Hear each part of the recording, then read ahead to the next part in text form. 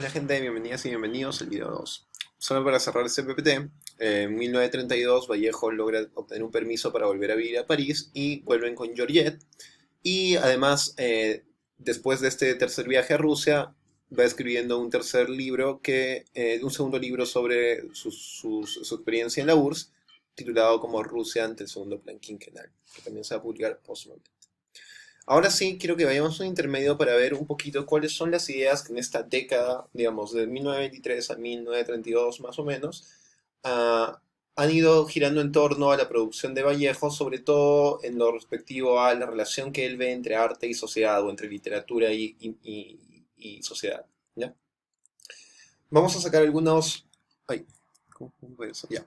Vamos a sacar eh, unas citas pequeñas de dos libros que he mencionado hace un rato. Contra el secreto profesional, que tiene como una serie de reflexiones a manera de aforismos o de prosa poética. Y más bien vamos a ver también un libro más de ensayos directamente que vinculan arte y revolución, que se llama Sobre el arte y la revolución. Veamos estos primero. Hay una frase interesante en Contra el secreto profesional. No es un poeta el que hoy pasa insensible a la tragedia obrera. Entonces tiene muy consciente Vallejo de que aquí hay una vinculación directa entre la experiencia del sufrimiento en el mundo, en este caso en las ciudades como París, que tienen un caos obrero, en el sentido de que son grandes masas de obreros que están viviendo con un salario miserable, mientras muchos se van enriqueciendo de su pobreza, y ve que este es el momento en el cual el poeta tiene que responder. Frente a eso, dice que más bien figuras como por ejemplo Paul Valéry, que además recibe el Nobel en esos años, que es el poeta del siglo XIX que todavía está vivo, y que probablemente él admiraba cuando era joven, ahora dice que él ni siquiera es un poeta. O sea, no corresponde a ese tipo de poetas para ese tiempo, ni siquiera son poetas. Complementando esto, los intelectuales son rebeldes, pero no revolucionarios, ¿no? Clara la diferenciación. La rebeldía como algo de las escuelas, ¿no? Algo que se pueda callar fácilmente, o una apariencia, una pose, y la revolución, que es más bien comprometerse con la vida, con ese cambio por una mejor sociedad. La muerte de una persona no es, esto es interesante, como se cree, una desgracia. Pareciera el contrario de lo que hemos visto de la experiencia que tiene de la muerte de Vallejo con respecto a la de su madre, la de Miguel, etcétera, ¿no? Pero esto nos dice algo, porque hay un punto seguido, dice, la desgracia está en otra cosa. Y nos hace pensar un poco esto. Estos son el tipo de, digamos, reflexiones que hay también en Contra el secreto profesional, ¿no? Frases que no tienen que cerrar necesariamente con un sentido claro, pero que te muestran que hay digamos, un interés que ya no está yéndose hacia la experiencia de, ok, sufro porque somos mortales. Es cierto, seguimos siendo mortales y sigue siendo una marca de la cual no podemos escapar, pero lo importante aquí es que la desgracia no es ser mortal, sino quizás la manera en que se muere, sino quizás la manera en que se vive como para llegar a la muerte simplemente arrastras. Es decir, quizás la desgracia está en el mundo, más que en la muerte, en cómo vivimos estos años en los cuales, digamos, tenemos antes de llegar a poner un pie en la tumba, y cuán miserables son esos años, ¿no? Lo poco que tenemos es miserable, quizás esa es la desgracia. Las artes, pintura, poesía, no son solo estas, eso también es interesante. Artes son también ahora comer, beber, caminar, todo acto es un arte.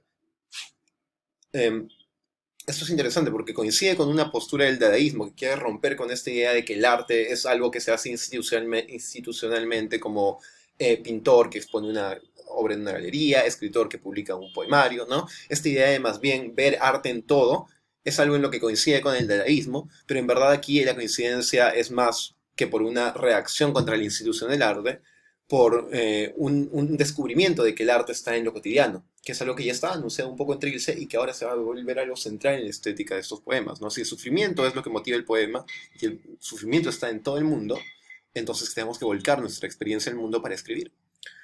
Es curioso, creí que ese hombre era yo, era igualito a mí, a tal punto que cuando volví la cara casi estaba seguro de que era yo y casi choco conmigo mismo. Este tipo de historias o narraciones cortas, sin personajes, digamos, con nombres, etcétera, eh, sirven también como para poder ver un poco la idea que está teniendo sobre la humanidad y que va a ser central para la poesía que vamos a ver en esta sesión. Ah, hay una conciencia de una igualdad entre seres humanos. El poeta ya no es alguien completamente ajeno al mundo, más bien es parte del mundo y es poeta porque es parte del mundo y parte de esos hombres sufrientes. Se reconoce con ellos, se choca con ellos, se confunde con ellos. No hay diferencia entre uno y otro. Pero también hay algo interesante, la poesía, la verdadera poesía y la verdadera obra que se lee, que Vallejo cree que se vale la pena leer, es una que te hace tener esta experiencia. Cuando leo parece que miro al espejo. Es decir, veo al mundo a través de ese texto. El texto, poema, que es propio de esta época, es el que nos hace ver el mundo mismo ahí. ¿Cómo? Viendo en el mundo al ser humano, viéndolo como un espejo de nosotros, ¿no? De nuestro mundo, de nuestra realidad. Entonces el realismo es un tema muy importante que ahora vamos a ver como puesto en la poesía de Vallejo. Tengo ganas de escribir una cartita a todos diciéndole qué bueno, diciéndoles qué bueno. Esta idea también de reconocerse en el otro permite que se desarrolle un sentimiento de compatía, de empatía y de, digamos, solidaridad y de amor fraternal por los otros, que es algo que también va a venir de lo cual va a venir influenciado ya Vallejo por esta idea del amor universal católico, que también vamos a hablar un poquito en el tercer video de hoy día. En el aire frío se veía humear una persona que hablaba, y la mierda del perro que acababa de cagar. Esa materialidad que muestra en la escena cotidiana el frío hecho humo, ¿no? Cuando tenemos mucho frío, está haciendo demasiado frío y nosotros estamos, digamos, con más temperatura dentro nuestra, aunque sea poquita más, sale este hálito blanco, ¿no? Que es como un humo. Y también cuando hay perros que defecan. Entonces es como que si el poeta recogiera esas imágenes de la calle y de la miseria de la calle, ¿no? Todos son héroes en alguna cosa.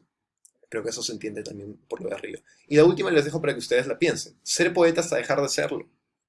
Eso es muy importante porque hasta qué punto ahora hay una diferenciación entre poeta y ser humano de la calle, ¿no? Entre obrero, entre minero, entre campesino, no sé, ilustrabotas, lo que sea. Vayamos ahora a los fragmentos del arte y la revolución. Aquí quiero hablar un poquito sobre el poeta socialista, ¿no? Aquí hay una idea sobre lo que el poeta debería ser, como alguien que no es un mero espectador, sino que más bien es alguien que está determinado por una función humana, ¿no? Es decir, escribir es algo que se hace a favor de la humanidad por el hecho de ser humano. No es algo que se hace, digamos, como compromiso político por cumplir con un programa, sino que digamos, el devenir del poeta en un poeta socialista es realmente un proceso natural por su sentir con el resto de seres humanos. Con esto también se condice el que sabido es que cuanto más personal, no solo, no individual, ojo, no individual como puesto a colectivo, sino personal como real de la persona, del humano. Cuanto más personal es la sensibilidad del artista, su obra es más universal y colectiva.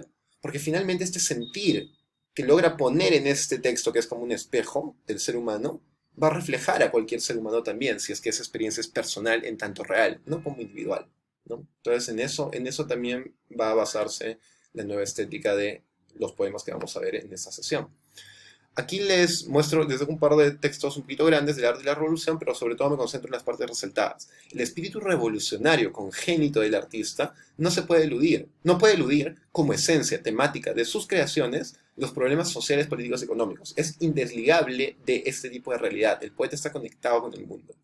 La forma del arte revolucionario debe ser lo más directa, simple y descarnada posible. Debe tener un realismo implacable, ¿no? Y eso es más o menos lo que vamos a sentir en los poemas que vamos a ver en el día de hoy y en la PD. Número 2. El contenido de la obra de arte además debe ser un contenido de masas, es decir, no tiene que ser un contenido que hable sobre una parte de la realidad del mundo, sino sobre todo, sobre toda la humanidad, ¿no? Aquí ya es algo mucho más directo todavía en el arte de la revolución, porque menciona ya a Rusia, menciona a lo que es el arte socialista de su tiempo, que es el arte bolchevique, el arte de la Rusia de su tiempo. Hubo toda una corriente llamada realismo socialista o soviético que se producía, y él, digamos, admiraba eso, porque es más o menos en lo que está diciendo en esas páginas, ¿no? El bolchevismo no es humanismo en acción. Ay, perdón, el bolchevismo es el humanismo en acción.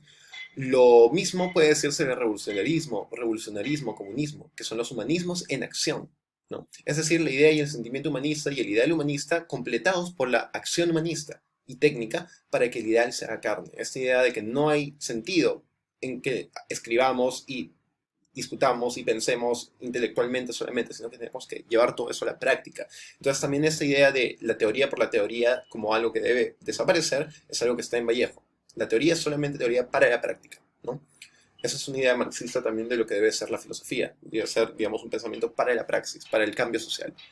Y en ese sentido va a ir rompiendo también con las con las corrientes vanguardistas que de alguna manera él ve como meras imposturas, como meras máscaras de arte o máscaras de poetas o máscaras de poesía cuando en verdad no se conectan con la realidad concreta, sino que siguen devaneando en, digamos, ideas, ¿no?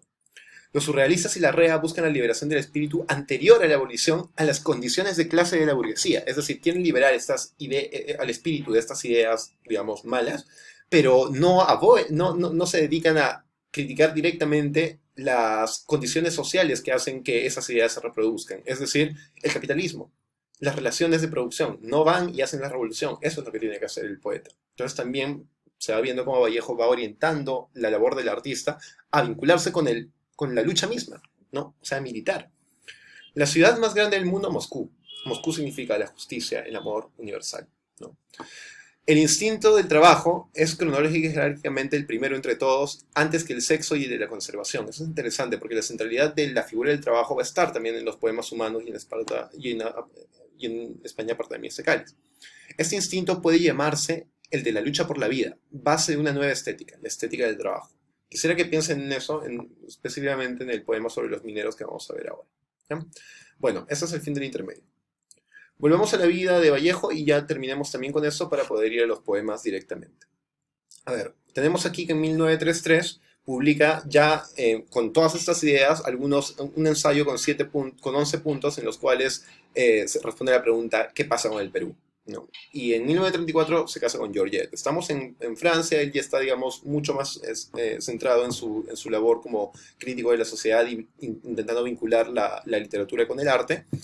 Y en 1934 y 1935 va a escribir todavía obras de teatro, también va a intentar para ganar dinero escribir algunos guiones cinematográficos y también va a desarrollar algunos cuentos de tinte más o menos realista, como como la estética que está propuesta en los aforismos que hemos estado leyendo. Y ya en 1936 llega este evento importante que es el inicio de la Guerra Civil Española a partir de la insurrección de las tropas fascistas guiadas por Franco para tomar el poder en España y derrocar la Segunda República Española, que era, digamos, el único gobierno socialista de su tiempo, elegido democráticamente. Y ya, Vallejo está completamente, digamos, vinculado con luchar en favor de la defensa de la Segunda República. Y lo hace primero desde Francia, pero pronto volverá a España. Y en España entra en vinculación con toda esta generación de escritores que estaban también, digamos, compartiendo esta idea del arte como vinculado al cambio social y a la militancia, y todos ellos, digamos, forman un boletín o inscriben un boletín que se llama Nuestra España, y además organizan un comité para la defensa de la República Española, en la cual van a estar Vallejo, por ejemplo, pero también muchos otros escritores españoles de su tiempo que en este caso lo habían adoptado ya hace unos años como, digamos, el padre de su generación por Trilce, ¿no? Eso pasa en 1937. Y en 1938, intempestivamente y lamentablemente, va a ser el último año de vida de Vallejo, ¿no? El año de 1937 es muy importante porque es el año en que políticamente está más vinculado con la militancia Vallejo. Se muda a España solamente para, digamos, llevar a cabo estas reuniones y estas actividades políticas en defensa de la República. Muchos amigos suyos mueren, ¿no? Y él va a escribir también paralelamente muchísimo. Es más, ese año se va a sentar a corregir todos los poemas que había tenido escritos desde 1923, el año posterior a la publicación de Trilce, hasta 1937. Y ese año de 1937 va a ser en el que más escribe en toda su vida. Va a escribir todo el poemario que vamos a revisar, que es el de España para mí este cáliz, y la mayoría, casi el 60-70% de los poemas que están en el poemario de Poemas Humanos, ¿no? Lamentablemente cae enfermo en marzo de 1938 en París. Su salud decae rapidísimamente y muere el Viernes Santo de abril. En 1939 va a aparecer póstumamente Poemas Humanos recolectados y que recolecta todos los poemas escritos desde 1923 hasta 1938 por Vallejo y los va a recoger su esposa y Raúl Porras Barrenechea los van a publicar en París. Y ese mismo año, Juan Larrea va a coordinar con Picasso la publicación de España aparta de mí este cáliz en España. Nos vemos en el siguiente video.